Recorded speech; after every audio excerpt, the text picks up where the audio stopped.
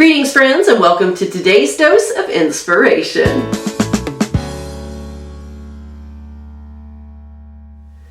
Continuing on with our series on the names of God, we're going to touch on one today that I hope might bring just a little bit of humility to those of us who may struggle a bit with pride. If you're anything like me, and most of you probably are, pride is a struggle from time to time with all of us. I don't know of one person alive who's never struggled in that area, or at least been tempted to be prideful. Today we're going to take a look at Jeremiah 23:6, and in that passage, God revealed himself with a brand new name, a new revelation that he was giving to his people. In verse 6 of chapter 23, we see that he is the Lord our righteousness, or Jehovah Tsidkenu, the Lord our righteousness.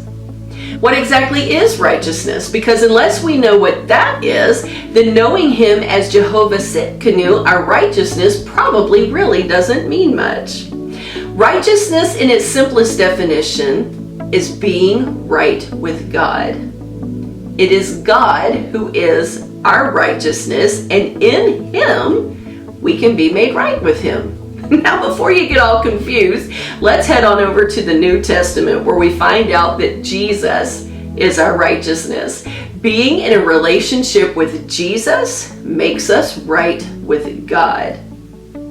That's pretty incredible, because that takes all the work off of us. Now, it doesn't alleviate the work in the sense that there are specific things we must live up to be obedient to the word. There are definitely areas where we need to come up higher and live the best we can according to the principles of the word. But do you know that the Bible says that even our greatest amount of righteousness still amounts to nothing but filthy rags?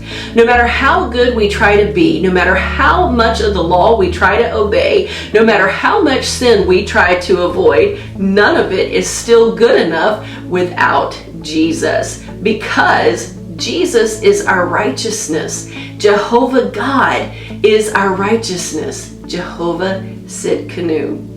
Friends, I just want to let you know today, there is never a reason to be arrogant in our own standing with God. There is never a reason for us to be proud of how many good things we may do for the kingdom, or how many of the 10 commandments we actually obey, because none of that impresses God if we're not in a relationship with Jesus. And once we come into a relationship with Jesus, he empowers us to naturally begin fulfilling the letter of the law without us having to strive to do it. It becomes second nature, and it becomes a desire, something we long to do.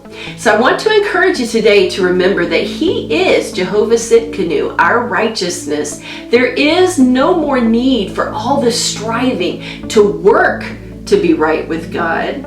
Becoming in relationship with Jesus automatically makes us right with God, and the rest of our behavior comes as an overflow of that love relationship. I want to thank you so very much for watching today. Until next time, I pray that you will walk in the favor and the blessings of the Lord. See you soon.